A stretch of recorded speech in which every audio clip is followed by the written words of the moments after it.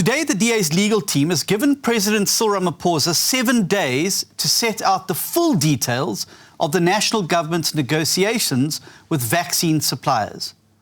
This reply must include the dates and minutes of all the meetings with suppliers.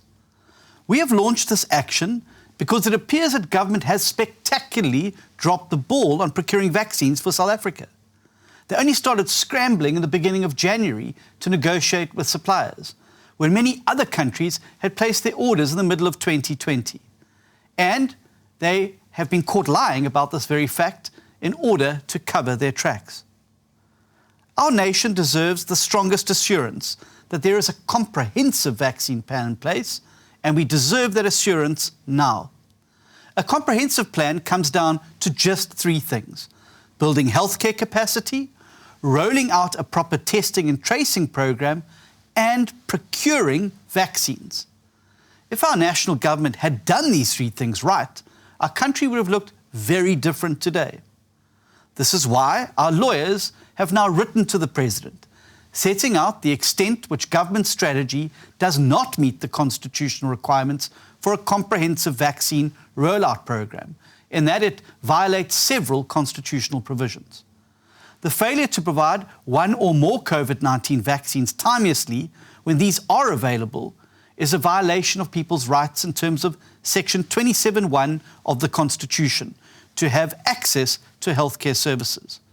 It is also a violation of government's obligation in terms of Section 27(2) to take reasonable measures to achieve the progressive realization of the right to access healthcare, as well as a violation of the right to life, as enshrined in Section 11 of the Bill of Rights.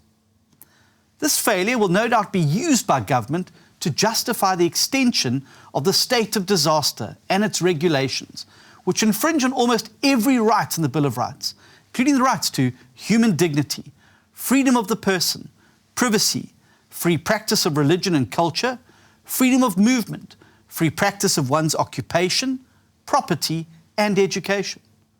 And finally, Section 1C of the Constitution enshrines the rule of law as a fundamental prescript, which requires that decision-making be rational.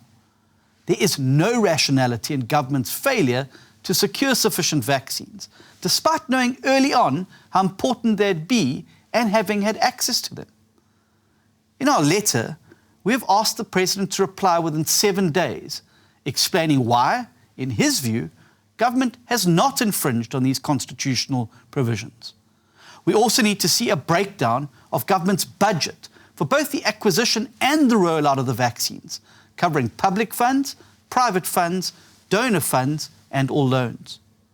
The President's reply will have to provide the full rollout and administration program, which has to include all the vaccine types, the number of required doses, the dates that these will be available, as well as how they will be stored and transported.